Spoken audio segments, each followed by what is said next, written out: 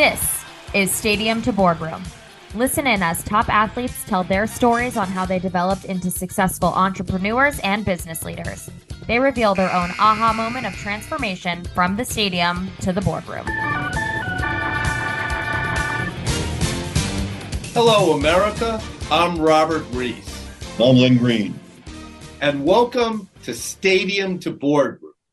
The purpose of which is to demonstrate to you how you can be successful in athletics and take those characteristics and become successful as an entrepreneur.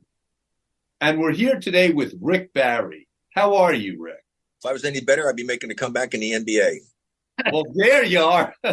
And speaking of any better, as most people know, Rick is, of course, a Hall of Famer, top 50 ranked players in the history of basketball, and the only player in the history to win the scoring championship in the NCAA, the ABA, and the NBA, and we know that that will never happen again.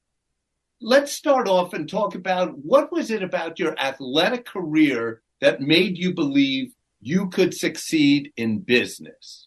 Well, I think that when I talk to business people and whatever, I think the same characteristics that allowed me to become good at my profession playing basketball are the same qualities that would lead to being successful in anything in life.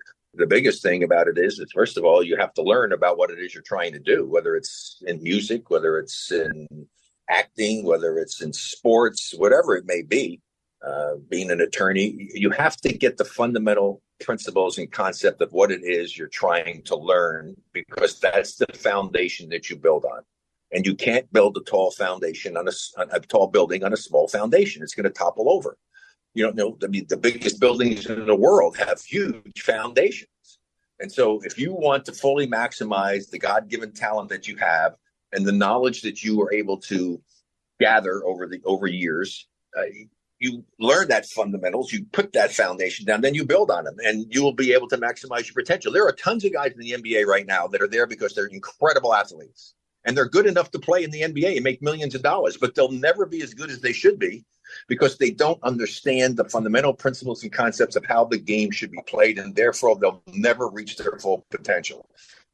So regardless of what someone is doing, if you follow that advice, you have a chance to maximize your potential. I learned to do that because I think you can have all the qualities that you want. When I talk to people, I say, and I go over a whole bunch of them, and I say, one of the biggest things is I had great pride. My father said, son, take pride in everything you do. And I do. I take great pride in everything I do. I always give my best effort in everything you do. Can't be afraid to fail. You learn from the mistakes that you make. Intelligent people will make, everybody's going to make mistakes, but the intelligent people learn from their mistakes and you minimize your mistakes. And it all leads up, like I say, I go to pride and I break pride down. What? Preparation. Pete, you have to prepare yourself properly for whatever the heck you're doing, right? Preparation. Then you can go to R, repetition, over and over and over again, so that you get to the point that it's second nature to you. I mean, there's a lot of other words I use for it as well. I, intuition, D, you can be determined, dedication, all great qualities, E, effort. So all of these qualities are great, but they all lead up to the most critical characteristic and quality that you need to have, I think, to be great. You have to have confidence in your ability to do what it is you've trained to do. I get sick to my stomach when I have to listen to the talking heads on television talking about the word, and they say it all the time, pressure. Pressure this, pressure. Trust me, if you're properly prepared, you don't feel pressure. Doesn't exist in the real world unless you allow it to exist. Personally, I never felt pressure ever in a basketball game, ever. Because why? If I could control it, I wish that every game I played in came down to the last 10 seconds, game on line, I want the ball in my hands. Because I believe that I would do something meaningful with it. I'll either get a shot, I might not make it all the time, but I'll either get a shot or I'll create an opportunity for one of my teammates. That's fun. That's not pressure. Hell, I live for that.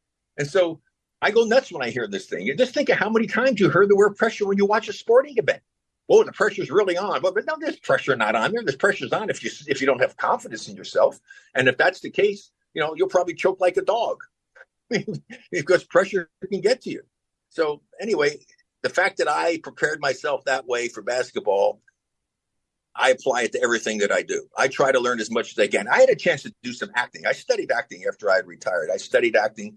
I love acting. I'm hoping someday I'll get a chance to do it. It's on my bucket list. Hopefully I'll get a chance to do something meaningful or fun. But the thing is I turned down some opportunities because I felt properly prepared, that I had confidence in myself to go out and perform at the level that I would expect of myself.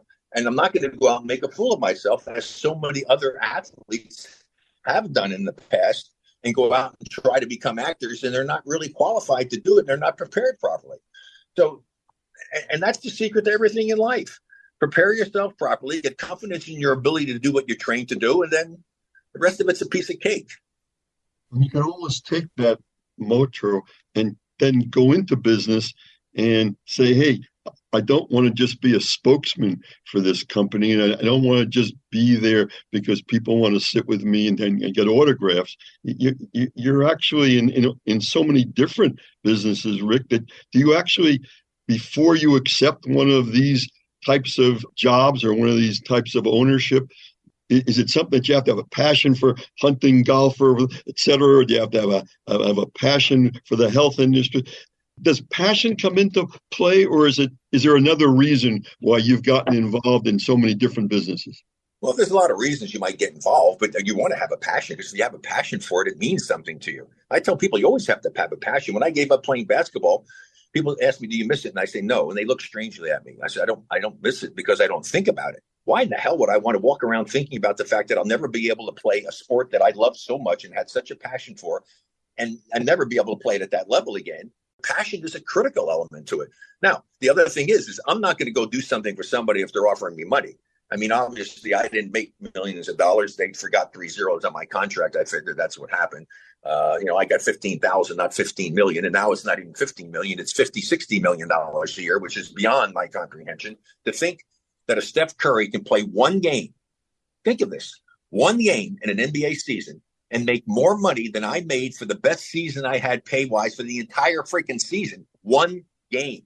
The lowest paid guy in the NBA last season made more money, twice as much money as I made in my best year, and he doesn't play. He hardly ever plays. So, and I'm not jealous of those guys. I mean, God bless them. They're there. I mean, hell, I did a lot to help them because I challenged the reserve clause and helped free agency come about. So these guys are so very fortunate. But passion is a critical element to success in anything that you do. But here's the thing. It makes it so much more enjoyable. Otherwise, I tell people, let's look at what I did especially kids. I said, I got to do what? I got to play basketball, which I love and I have a passion for. Someone paid me to do what I love to do. That's not a job.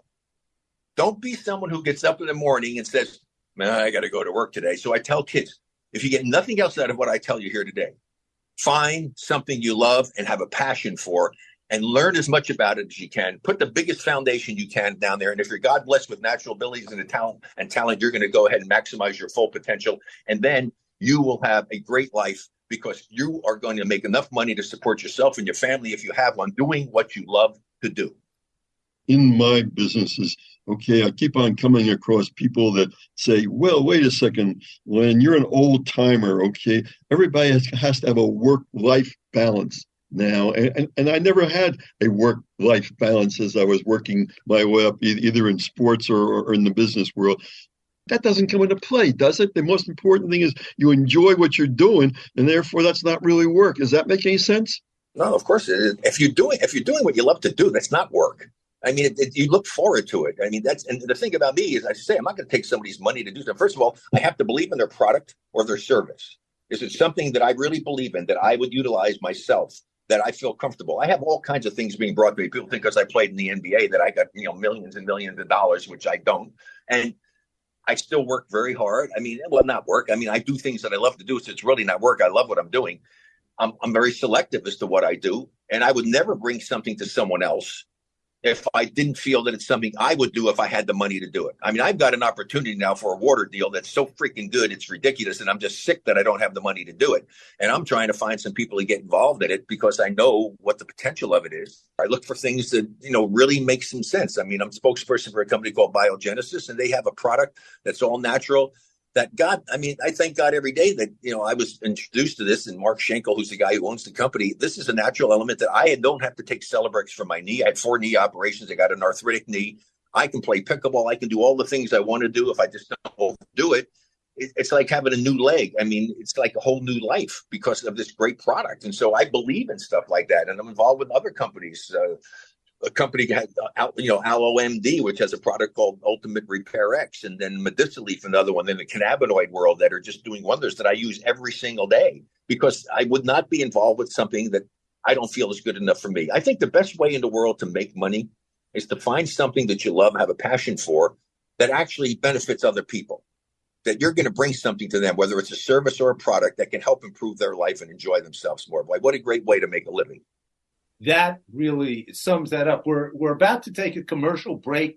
And when we come back, we are going to ask the one and only Rick Barry about, was there an aha moment in his athletic career that led him to say, hey, I could make it in business? Now, we know he had a marketing, which he majored in Miami, but was there an aha moment? We're going to find that out after this commercial break.